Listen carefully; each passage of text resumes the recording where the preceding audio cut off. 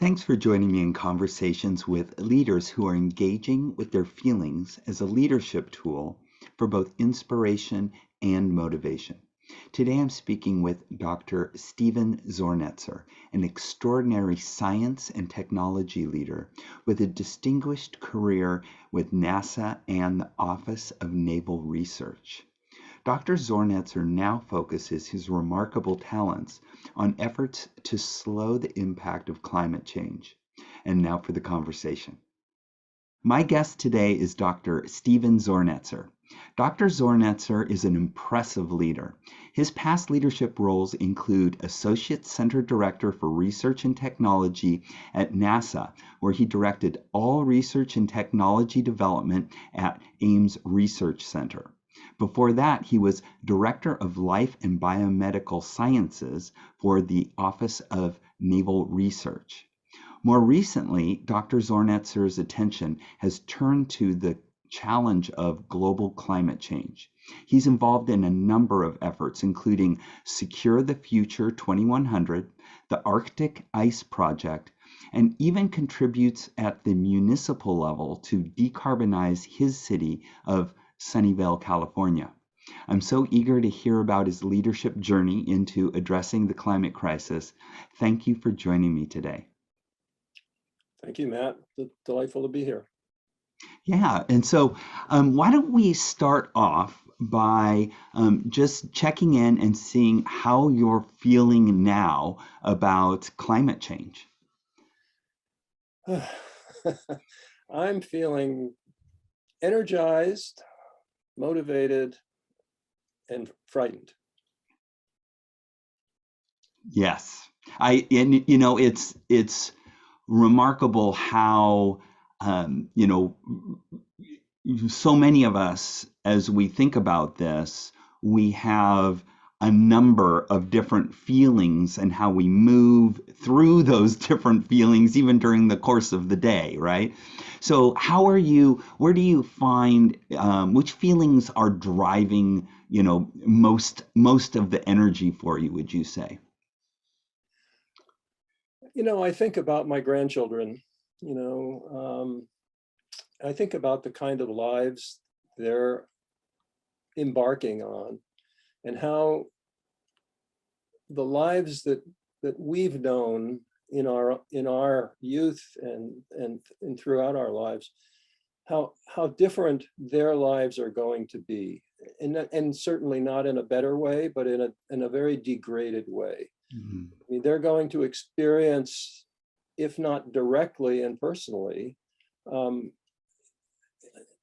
through the news and through day-to-day life and everything that they observe, they're going to experience hunger around them. They're going to experience more disease. They're going to experience more poverty. They're going to experience hellacious weather events, droughts and fires and freakish storms and who knows what else. I mean, Right. the IPCC, this international organization that the United Nations has chartered over the past decade or more to study climate change and make predictions. They came out just most recently with something they call the Atlas of Human Suffering. And they project over the next many decades for the rest of this century, they project the kind of degraded life that humans will experience on our planet because of humans. Mm-hmm.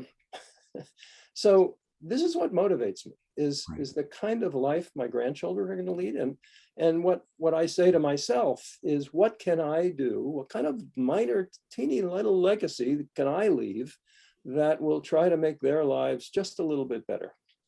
Right, right.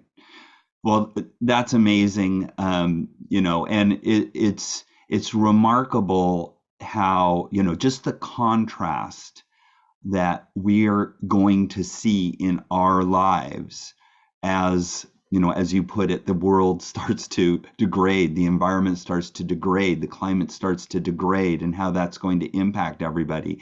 And we've already started experiencing it. and we're going to just see that continue. So yeah, it's going to be very devastating. So, how are these, feelings that you're having and your thoughts about the future of your children and grandchildren, how are they influencing your direction and behaviors as a leader today?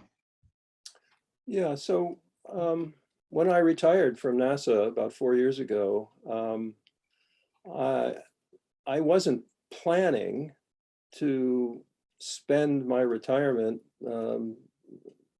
largely dedicated to these nonprofits that I'm working with. But it occurred to me as I began to learn more and happenstance, things happen. You meet people, you start talking to people, you learn more things, and all of a sudden I realized that there's nothing more interesting and or important that I could be doing while I'm still compos mentis and I still have enough energy to perhaps make a difference. There's nothing more important that I could be doing that would be fulfilling for me than devoting myself to trying to educate people and do what I can to try to slow down the rate of climate change, buying more time for humanity to get off a carbon economy. Right. So well said. And yeah, I mean, it's hard to imagine of, a bigger problem, a bigger challenge to work on than the climate challenge. And, you're a lifelong problem solver. So, what better problem to sink your teeth into now than one that, requires you to join and demonstrate your leadership. I think ultimately, all of us have to become climate leaders. So I really appreciate you stepping into that and realizing that. That's amazing. So thank you for doing that. And so, what advice then would you give to leaders and aspiring leaders who are starting to have feelings about climate change and the future of their family and their children? Well, that's a very good question. For people who believe that they do have leadership potential or true leadership ability, just get engaged, get involved. There's no dearth of opportunities out there to participate in, even if it's nothing more than talking to your neighbors, in terms of, well, are you recycling? Are you recycling properly? What are you conserving water? Are you driving an electric car? What's your next car going to be? Have you considered an electric car? I mean, there's just little things you can do. Right. Then there's bigger things you can do. You can get involved in your community. I got involved at the Sunnyvale Sustainability Commission even before I retired from NASA. And I found it eye-opening, how much can be done at the local level to mitigate some of the causes that are contributing to climate change, whether it be better electrification, incentives for changing out your furnace for a heat pump. I mean, little things that people can do that make a difference when they're aggregated. Certainly at the community level, even a small town like Sunnyvale. Get involved. Use some of your passion and some of your energy and focus it on what is the existential question of our time, an existential problem of our time. There is no bigger problem right now, frankly. Yeah. And if you care about your children and your grandchildren and the kind of lives they're going to lead, now's the time to act, because we have a very small window here where we can make a difference. Because just a few tenths of a degree Celsius increase in temperature on the planet may very well result in irreversible changes that we will never be able to in our lifetime, certainly never be able to reverse. Right, right. Time is of the essence. You know, and so I just a couple of comments. So I really appreciate how you're describing that there's endless opportunities for people who are inclined to demonstrate, you know, their leadership skills and hone and practice their leadership skills, and you can plug in at any level. You know, your Yes. neighbors, your neighborhood, your city. You know, you know, you're remarkable in your experiences that you've gone all the way from your neighborhood all the way up to the global level. So, um, and but that, you know, that you're highlighting that we can start anywhere. We can start right where we are today to demonstrate leadership. And yeah, that's so important. And yeah, thank you for highlighting that.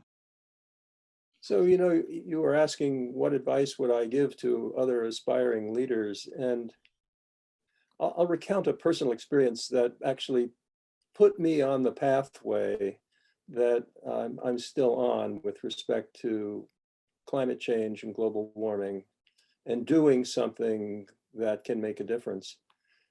So this was back many years ago, 2008, and I was at NASA, and NASA Ames had won a competition within the larger NASA uh, for the next new building within the agency, and the building was going to be built at NASA Ames. Okay. And I went to a briefing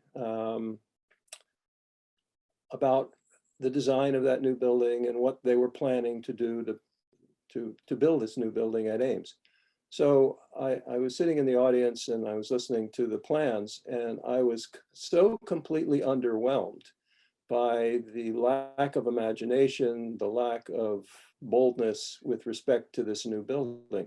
I mean, here, I was sitting here, you know, in the 21st century, in the heart of Silicon Valley. This is NASA, and they're building this, you know, ugly rectangular building that could have been built in 1960 that had conventional heating and air conditioning, you know, nothing imaginative or bold or even responsive to the growing notion about climate change and what we can do, what we should do or And shouldn't. and what year was this again? 2008. 8. Okay. So I was getting more and more frustrated as I was sitting in the audience, and I at one point, and this was so unlike me, I simply stood up and I said, "Excuse me," and I raised my hand. And you know, everybody knows who I am. I have a prominent leadership position in Ames, but you know, I had nothing to do with roads and commodes and buildings and that kind of stuff. I was dealing with research and technology. Right. But I said to them, you know, this is absolutely the wrong building to build, and we're not going to build this building. Now, I had no authorities to say that, but I Right. said, we're not going to build this building. Right. We're going to build the greenest building in the federal government. That's what we should do. And I just said that, Yeah. and everybody looked at me and like, are you crazy? How are you going to do that? And some people clapped, you know. So I went back to the director and I told him this same experience, and he said, you know, you're exactly right. Let's build the greenest building we can possibly build. And NASA headquarters, which gave us a budget and gave us a schedule to do this building, Yeah. said, you guys can't do that. No, we're going to build the kind of building we've already started to plan. And we said, no, we're going to build the greenest building in the federal government. Well, we did. And Awesome. I led that project, and that's what got me started. Now, that was a very audacious thing to do. Right. It was completely out of character for me to do that, but I was so frustrated Right. by little think, and we really needed to do big think. Right. And so that's what we did. And you know, for years, it was the greenest building in the federal government. It was LEED Platinum certified. Nice. It's still a showcase building. We called it sustainability base. We incorporated aerospace technologies into this building. It was one of the very first smart buildings that used AI and other kind of technologies to manage itself. It was carbon neutral, actually generated energy not only for itself, but for the rest of the campus. I mean, it was a phenomenal building. Right. And it just started with a sense of frustration. Yeah. And so that's what I say to, aspiring leaders: be audacious, get out there and do something. Yeah. Yeah. And the other thing that, comes to mind about this experience is if, you don't bring it up, nobody else is going to bring it up. Yeah. Right. And so if you're feeling, that, things, you should be thinking about climate change and we could be doing more and nobody's talking about it, believe me, people are thinking about it, but, people just need to have somebody stand up and say it. Yep. Everybody's thinking it. Yep. So just stand up and say it, just like you did. Just show that leadership, and people will follow you. It's just because people want to follow you. It's so, yeah. Thank you so much for sharing that story. It's so great. Well, I know we could, continue this conversation for a long time, and I really appreciate everything you're doing. And I do hope that, as we move forward and you continue to make progress in your many efforts, that you can come back and share some of your insights and offer more advice to leaders who are moving into the climate world. Thank you, Matt. All right. Thank you. Thanks for watching. I love how Dr. Zornetzer now focuses his energy on efforts to solve the climate crisis.